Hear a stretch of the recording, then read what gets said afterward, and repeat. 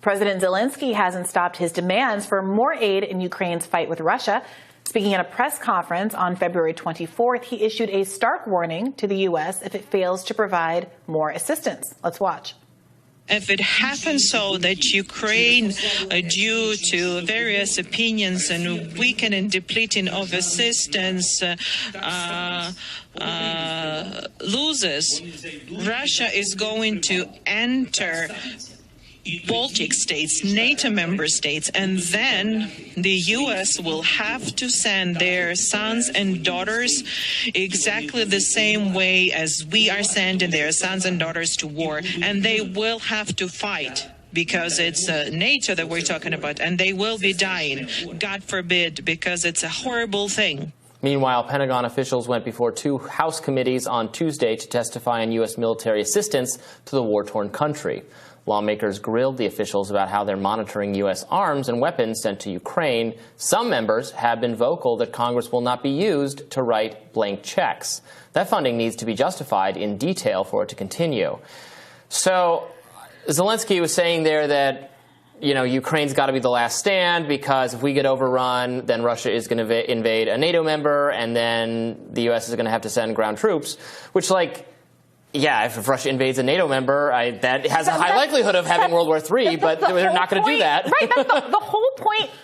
It's such a backward argument. The whole point of Russia invading Ukraine is to prevent it from being a NATO member. Like the reason that this invasion has happened is because it is not a NATO member and it doesn't want NATO to continue to expand. It's like a hyper-consciousness of not wanting to engage directly with NATO members that has kind of driven, is at the core of this crisis. So it's such a weird, backward argument to make, to say that Ukraine is somehow the last bulwark against Russia. If Russia wants to attack a NATO member because it's just thirsting for a war with the rest of the world, it can do that. If Russia wants to start World War III, it can press the button anytime it wants. There's not some magical wall. Yeah. It's not like it's like a gameplay, and until you defeat Ukraine, you're not allowed to go and invade another country. It's like the risk board. You can't, well, Ukraine borders, actually, Europe is a pretty easy continent to move around in the game of Risk, so it's worth 5 extra deployments on your turn. Right. And speaking of the game of Risk and kind of the global circumstances of this, it's really interesting to note there was this Washington Post article from just a few days ago called "A Global Divide on the Ukraine War is Deepening." And they talked to folks, particularly in the global south. It opens with a quote from a South African radio host who says, quote, we were lied to. And the article basically makes the argument, you know, here's what he goes on to say, you know, why had President Vladimir Putin deemed it necessary to invade? Why was NATO fueling fire? Those are the questions that have been percolating in the Western media. But the other parts of the world are saying, you know, when America went to Iraq, when America went to Libya, they had their own justifications that we didn't believe. And now they're trying to turn the world against Russia. This is unacceptable, too. I still don't see any justification for invading a country, but we cannot be dictated to about the Russian moves in Ukraine. I honestly feel like the U.S. was trying to bully us. And this is a sentiment that goes around the world. Other countries, this article focuses on a lot on people in India who have increased trade. India increased trade with Russia by 400% since the invasion.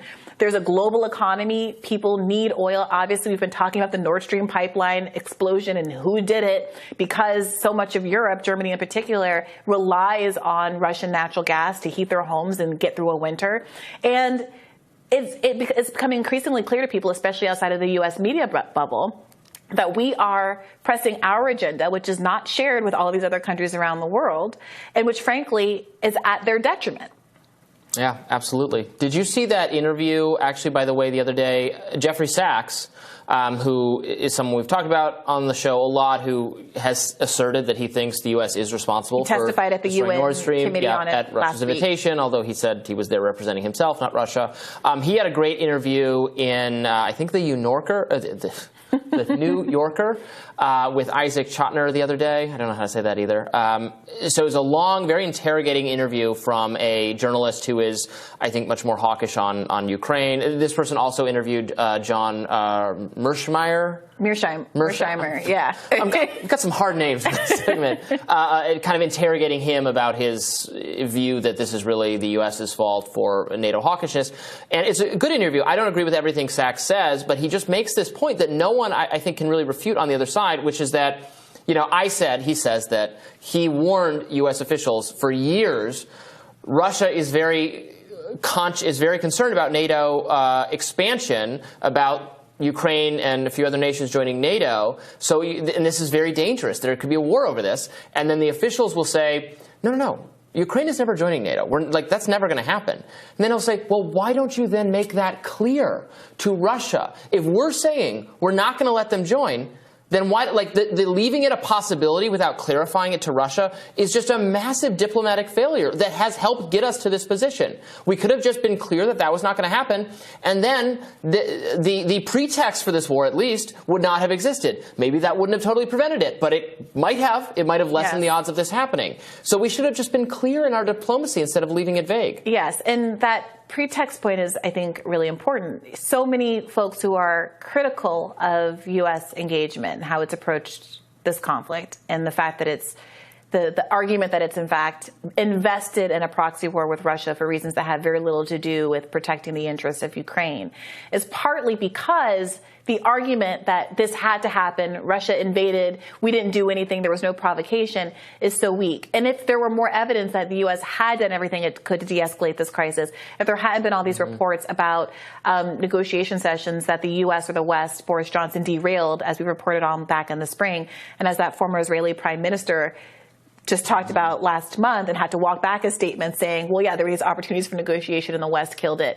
If it weren't for all those moments, then I think there would be a lot more credibility in the West saying, okay, we did everything that we could to de-escalate, but Putin really is on the war path, and he really is all these things that have been said. But they've left sufficient ambiguity that, again, it's why you have so much of the global South saying, okay, you guys abandoned us in COVID. We didn't get any of the vaccines.